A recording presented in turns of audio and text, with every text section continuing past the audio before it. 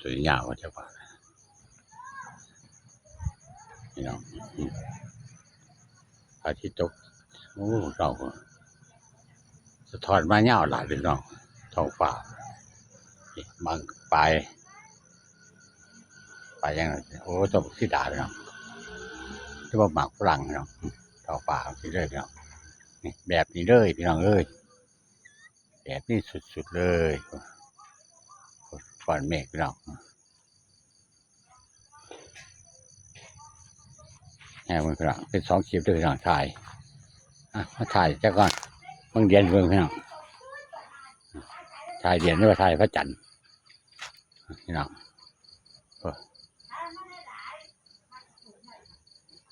บังแล้วปลายเผาใช่ไหมล่ะพี่น้องกลางต้นปลายเผานะน้องครับจัดเห็นรถทรายอยู่นี่แล้วว้าวพี่น้องอยู่นี่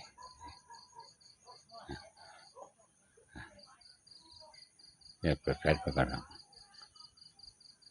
เปิดแฟลชไปก่อนสั่งแฟลชกัน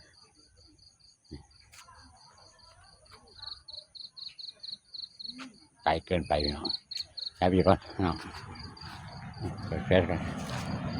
รถแล่นอยู่เอา2 คลิปเลยพี่น้องเลยให้เบิ่ง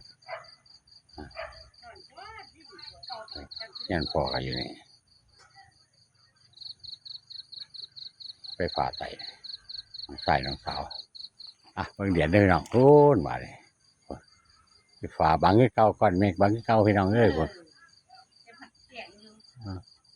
ก็พอเห็นอยู่พี่น้องประมาณไฟมาพี่น้องไฟเราสายทางมาเครื่องท่าตั้งเลยพี่น้องไปส่วนร้านค้านี่พี่น้องร้านไฟออกมา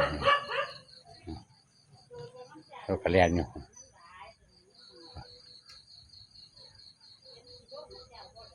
ส่วนนี้เขาเจ้าเริ่มแล้วเอาคุณลงเห็นคือวิธีไก่พี่น้องแล้วมามุ่นไก่เขาเจ้าให้ปลูกกระโพดพี่น้องเริ่มแล้วผมก็ท่านออกคักพี่น้องก่อนเมฆร้ายพี่น้องเลยไฟสายทางท่าตั้งได้พี่น้องเลยท่านี้รถเรียนอยู่ทางอยู่ไป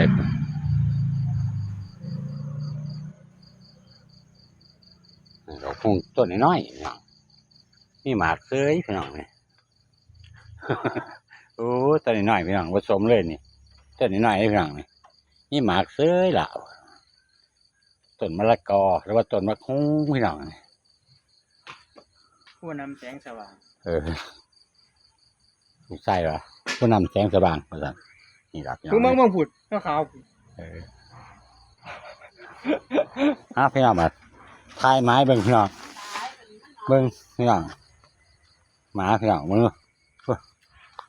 อ้วนร้ายพี่น้องเลยพุ่นให้กินร้ายปวดกระเพาะแตกรู้พี่น้องเลยบ่ดอกยังมวนอยู่ยังซื่นอยู่เปรี้ยมอยู่พี่น้องท้องเพิ่นมึงดูพี่น้องไม่เหี่ยวคือว่าหยังโอ้พุ่นพี่น้องเบิ่งอ้วนคักพี่น้องกระเพาะแตกบ่เนาะให้กินร้ายปวดพี่น้องพุ่นโถใหญ่เลยพี่น้องเลยพุ่นเบิ่งที่น้องพุ่นเสียนเสียจุยไปแล้วพุ่นพี่น้องโอ้วัดปันหมูพี่น้องไปได้บัดนี้พูดจุยนุ่ยไปเลยบัดนี้ปื๊ดพี่น้องเลยอ้วนคักอ้วนแน่ระวังน้ำไผ่เถอะเด้อพูดไปพูดพี่น้องพูดไปพูดอ้วนคักอ้วนแน่พี่น้องเลยไปนั่งเอาเป้าอยู่คนพูดไปนั่งนี่แล้วนี่ก็น้อยตัวตรงนั้นคักพี่น้องมาจะกลับพาทิตตกแล้วพี่น้องพูดเห็นรับแรกพูดมึงคนง่อยถ่าย2 คลิปเลยพี่น้องเลยพูดดันกับมีกันพี่น้องใกล้จะรับแล้วพี่น้องก็เห็นอยู่พี่น้องออกสีผู้แน่พี่น้องออกแดงแน่คักพี่น้องงามเลยล่ะหาซื้อเสียไปไหนพี่น้อง วิว100 ล้านนะพี่น้องเนี่ยวิว100 ล้านเลยล่ะสุดๆเลยล่ะพี่น้องสวยงามสุดๆโอ้ยปวดพี่น้องหอดปลายเท้าเลยปาดใกล้แล้วพี่น้องไอ้ปุ่นใกล้กับร้านขาดแล้วพี่น้องนี่ร้านนี้เห็นรถแล่นอยู่ต้องเสียงกันอยู่แล้วพี่น้องสวัสดีครับพี่น้อง